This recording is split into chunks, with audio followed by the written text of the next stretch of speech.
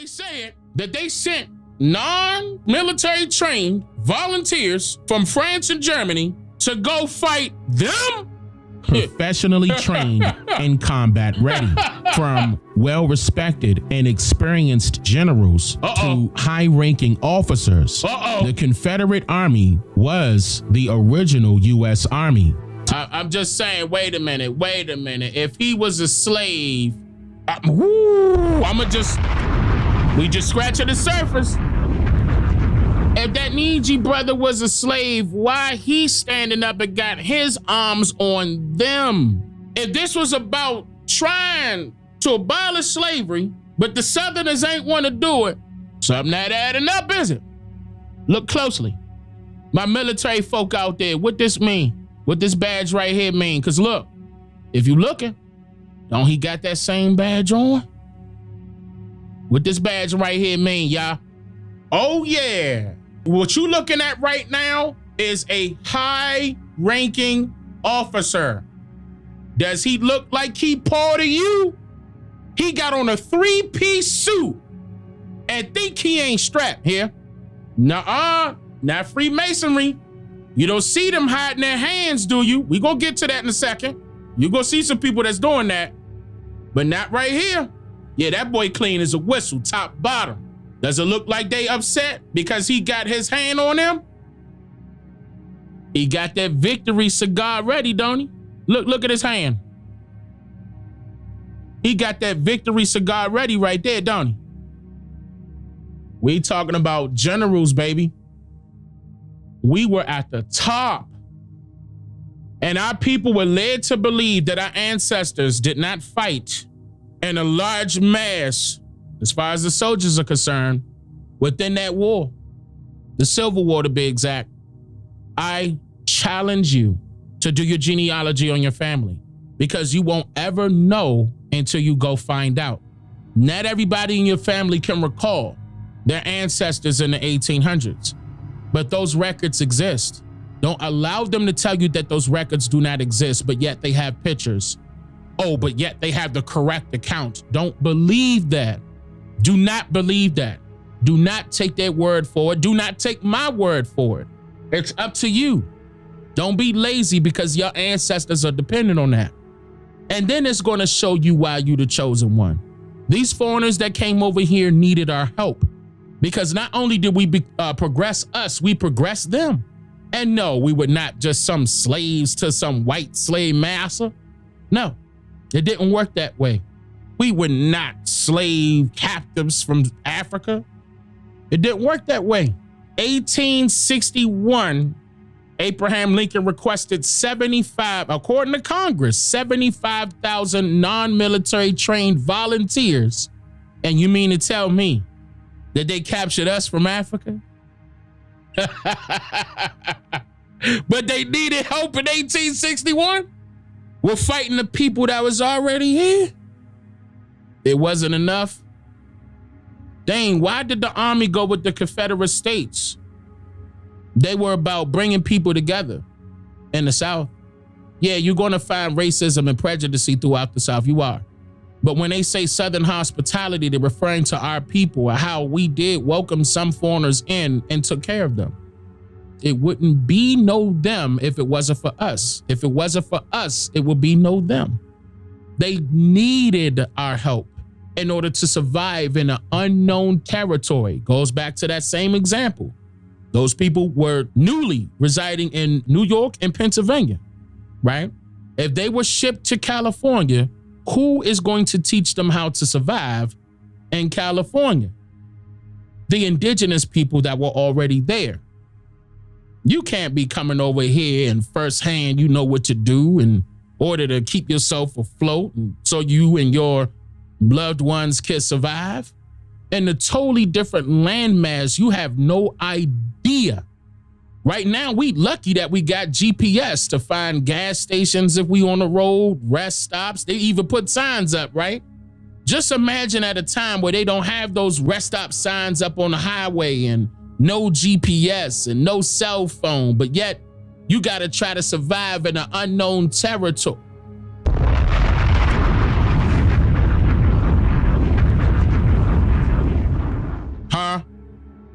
Civil War. Civil War. Civilized. Who was civilized? We need them to bring it down, tone it down to our liking. But if the Army went with the South, something was already done to their liking. Woo, wisdom show. Hospitality equals civilization. Woo, y'all on point tonight. I'm proud of y'all. Those of you that's learning tonight, yeah, it's no surprise that you were lied to about your history, but I want you to understand that you were lied to, and I'm going to tell you what the real deal is. Well-respected and experienced generals to high-ranking officers, the Confederate Army was the original U.S. Army, to put it in plain terms. So how did the Union win if the Army fought on the side of the Confederate States of America? Look at your man. I'm just saying, look at how decorated he is. Y'all gotta let that sink in. My brother is decorated. Decorated. He more decorated than your grandmother's kitchen, your grandmother's living room, your grandmother's dining room. He is more decorated than your grandmother's house. Look at him. And you gonna spit on a flag as if it's racist. It's against your people. And he decorated. And you gonna knock him for saving your ass? Or trying to keep things together for the better? Our people ain't just gonna hop, skip, and jump for no reason, are we? We ain't doing that right now. But I mean, I want you to tell me what he did to be this decorated right now. You see that face? Do he look like he worried? Or do he look like I'ma keep it professional? Them high cheekbones, look at that Indian right there. Look at this Indian. That's right, he got the purple heart on the left. God damn it, look at him. Or on his right, our left. That is amazing. And that's not being brought up. That's not being talked about. We just leaving it alone. Yeah, our people fought in that war. Yeah, I mean, so what, Dane? So what? How is that gonna change anything? And I'm telling you how it changes everything. I mean, but what can that do for us right now, Dane? Number one, it'll wake you up. Number two, you ain't gonna lay claim that you was cursed. You gonna know that you was the chosen. Number three, you ain't gonna misrepresent that Confederate flag no more. You gonna represent that Confederate flag, especially if you was in the South and still is right now. I bet you won't ever disrespect that flag again. You better not. Because the people that's learning tonight gonna pop you upside your head if you try to do anything disrespectful to a flag that our ancestors died for. And I'm talking about tribe after tribe after tribe had this flag before it was considered the Confederate flag. Confederations. This whole landmass was a confederation prior to these foreigners coming over here. I'm gonna give you an example. I'm gonna do it right now. 1828, Webster's English Language Dictionary. Can y'all see this? Confederation, the act of confederating, a league, a compact for mutual support, alliance, particularly of principles, nations, or states. The three principles enter into a strict league and confederation. Number two, the United States of America are sometimes called the Confederation. This is before 1861. And when I told you that it wasn't called the United States, it was the Union States. Here, I'm gonna give you that one too. I want you to look at the bottom of that now. Official website, US Embassy in the United Kingdom. I'm coming up. What'd that say right there? They know, but you don't. They hiding it from you. You can't get it on Google. In the United Kingdom, they know what's going on, but you don't. What they got to hide for? You look up Union States of America, they gonna show you pictures that say United States of America. Let's go back. Okay.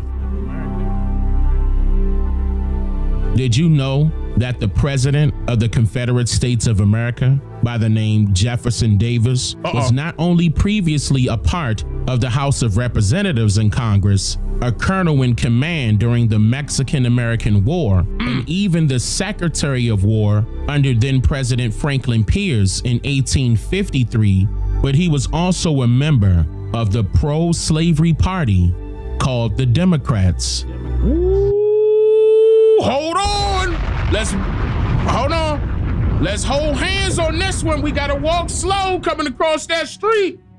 Hold on. He was a member of the pro-slavery party called the Democrat. Pro-slavery Democrats. In the Army, again, high-ranking officers were Negroes? Pro-slavery Democrats. High-ranking Negroes. They lying about something. Notice how they saying that he was pro-slavery. Was this really about slavery? Again, was it really about slavery? Look at his history. He was a part of the House of Representatives. I'm talking about previously now. He was a part of the House of Representatives, a colonel in command during the Mexican-American War, the Secretary of War under President Franklin Pierce in 1853, 10 years prior. Then all of a sudden now, it's a problem. I gotta separate from the Union. I'ma lead it. I'm a Democrat. We gotta keep slavery. Again, was it really about slavery? Something not adding up. Oh, yeah, it's about slavery, but let's send the slaves to go fight. Nah, we got their children. We'll just wait 10 to 15 years when they become a teenager and we gonna make them work.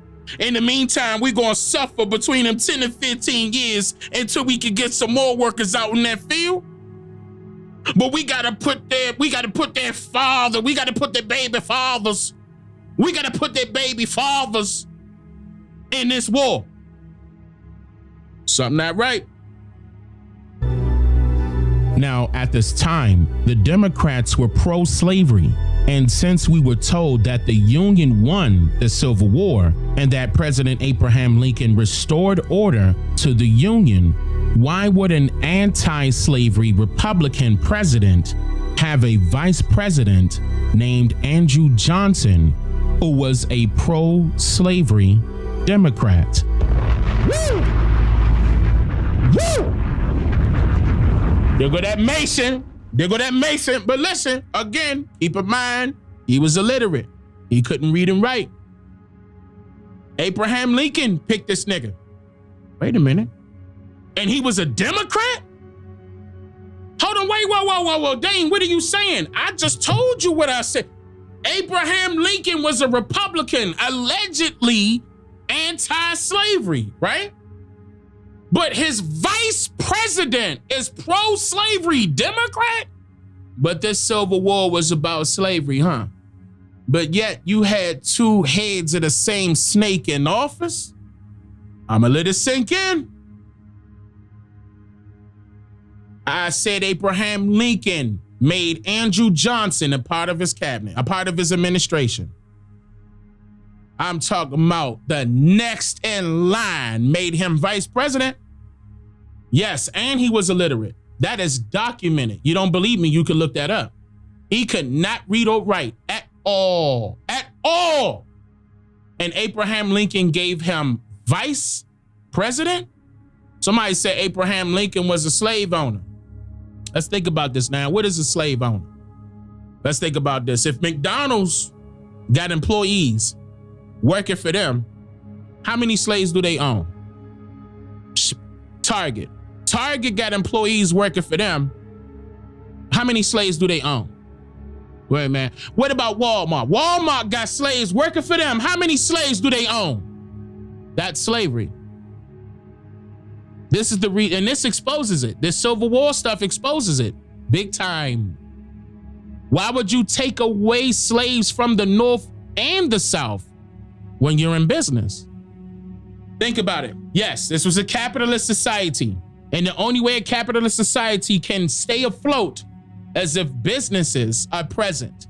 A business can only stay afloat, I'm gonna use that term again, or phrase, as if they have employees working for them, slaving for them, laboring for them, being servants.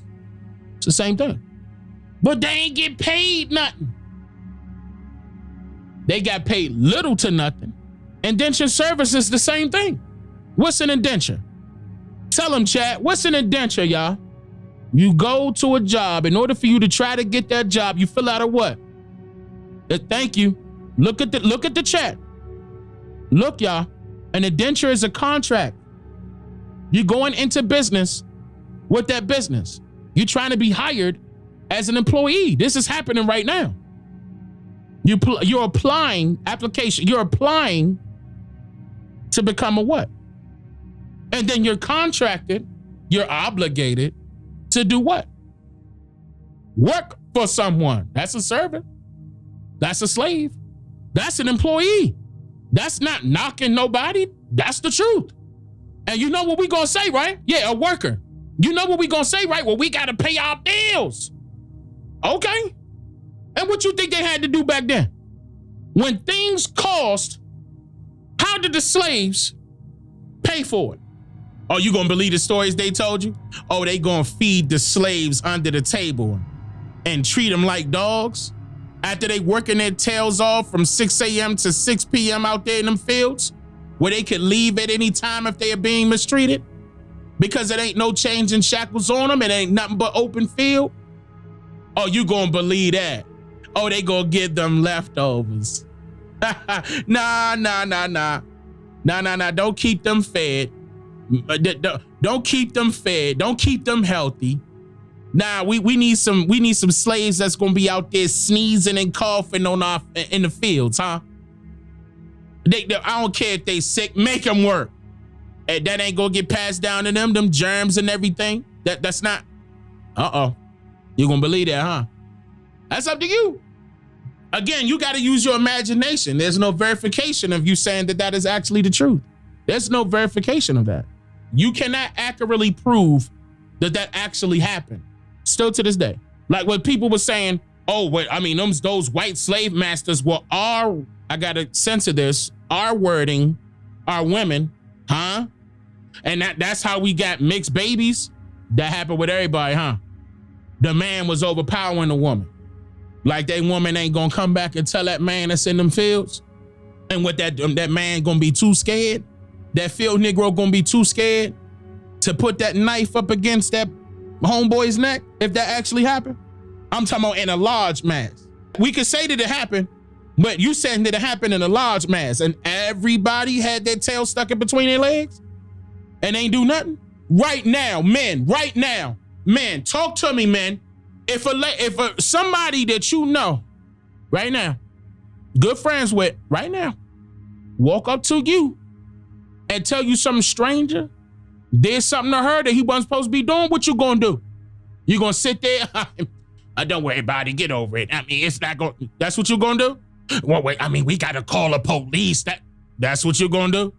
I know better than that, and I know you do too. Where the men at? Not the little boys. The men, where you at? What you gonna do?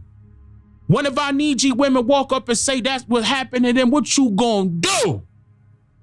And you mean to tell me that we wasn't doing that back then? Ain't gonna be no ifs, ands, or buts about it. We pulling up. I'm talking about, it's over. You're done. Yeah, you right. Sniper! But they force feeding us all these stories to make it seem as if we were less than, and our people follow for it. As if we were the cursed people, and whole time, we are the chosen. Let's get back to this. So, a Republican president that's allegedly anti-slavery made sure that he got his vice president pro-slavery to do what? Who he trying to make feel better? But you know what? I'm gonna put a Democrat in here and hopefully what? You put out an EO, your little proclamation, right? Slavery was allegedly abolished, according to your proclamation, your EO. Okay, and you turn right around and made sure that you had a Democrat right behind you. Something ain't right.